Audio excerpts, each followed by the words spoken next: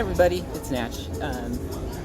Welcome back to the channel. It's Tuesday, November 9th. I am here in downtown San Diego grabbing some lunch, early dinner at Puesto. It's a Mexican restaurant. This intro really is dedicated to Naptown's finest. I appreciate you watching the channel and interacting with me over the last game I just played. He said that he likes Mexican food, likes getting bowls at Chipotle, so I figured, take this time to go and introduce the place I like to get bowls at. So if you ever find yourself in San Diego, you guys like carnitas bowls or anything like that, come check this place out. But not here for food. We're here for reviews, trophy list reviews, and with that, I'm going to get into the next game that I recently played, The Last Guardian. Let's do it. Okay, The Last Guardian. This was a game I personally didn't care for, not really my cup of tea. That said, I understand that a lot of people did like it. It had a lot of great reviews. I definitely see why. Very attention to detail. Everything from the landscape, layout, to the soundtrack, and really the highlight, in my opinion, the relationship between the two characters and how that developed over the game. I thought that was very, very well done. Kudos for that. At the end of the day, not really my kind of game.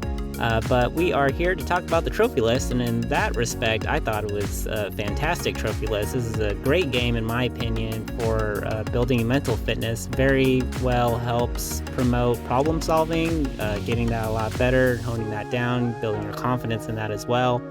On a scale from easy to expert, I would rate The Last Guardian as a medium as far as trophy list goes. And I would suggest it for, teenage and up. There are some scenes in there that can be disturbing to younger audiences. And of course, if you're a parent and you're concerned about all that, refer to the ESRB rating. Going in and talking about the problem solving trophies and how that helps with your mental fitness.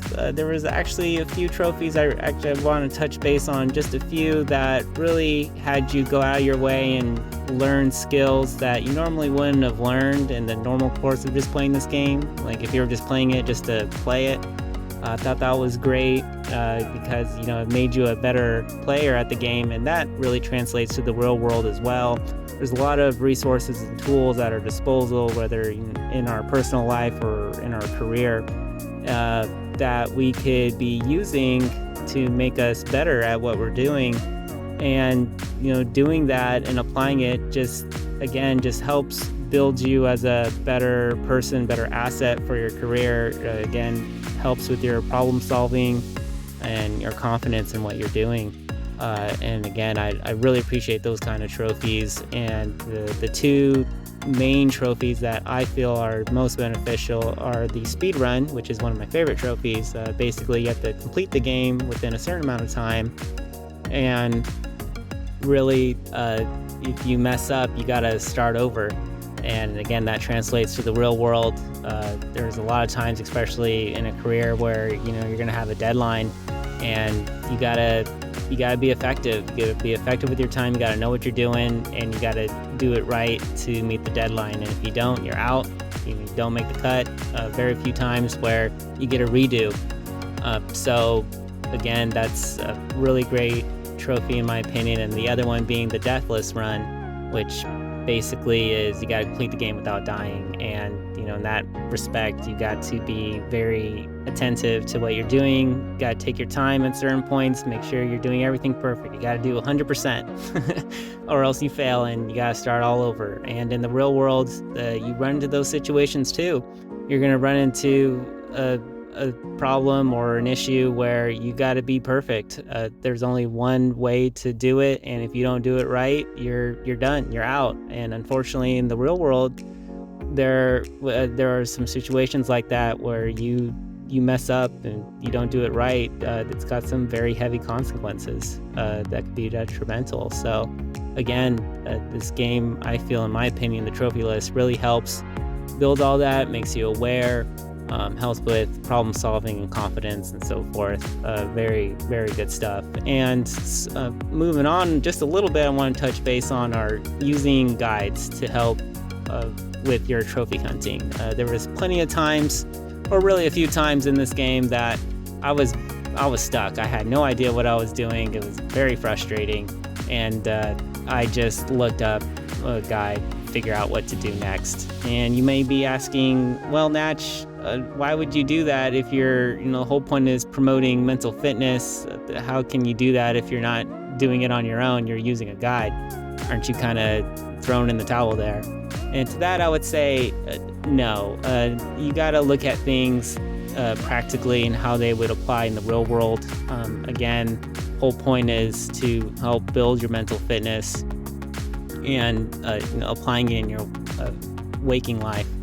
So there's going to be very few times in real world application where you're going to have to do it on your own. It's usually possibly a solo sport if you're an athlete, but for the majority,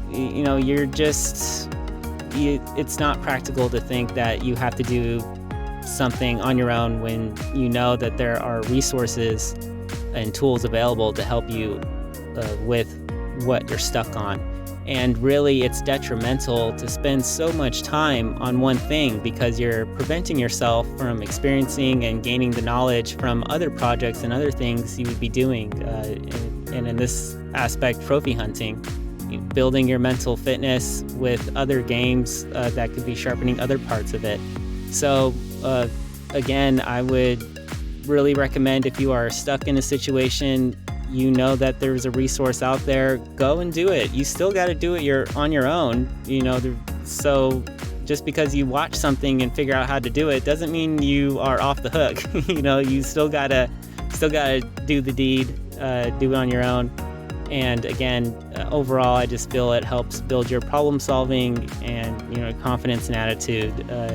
Circling back to one of the best pieces of advice I was ever given was early on in college. A professor, basically said essentially, it's good to know the answer right off the top of your head, but it is a great thing to know where to find the answer. And that rings true in all aspects of life. I've applied that so much, and it's just made me better at what I do. And I would encourage people to have that philosophy as well. If you are someone who is just adamant that I gotta do this on my own, I would encourage you to try to step back. Don't let pride get the best of you, because in the long run, you're going to be missing out on a lot more than and what you would be gaining if you just allow yourself to be open-minded and get the answers where you need, or where you can find them. Because again, you still got to do things on your own. There's no shame in looking and asking for help. And in the real world, that's just how it goes. So that's a wrap. Last Guardian, again, trophy list. Easy to expert, I would say it's a medium. Definitely give it a shot if you're looking to build that mental fitness, that problem solving, build your confidence, sharpen your mind. Great in that aspect. And so another game in the bag. And I will catch you guys all in the next one. Take care. Bye.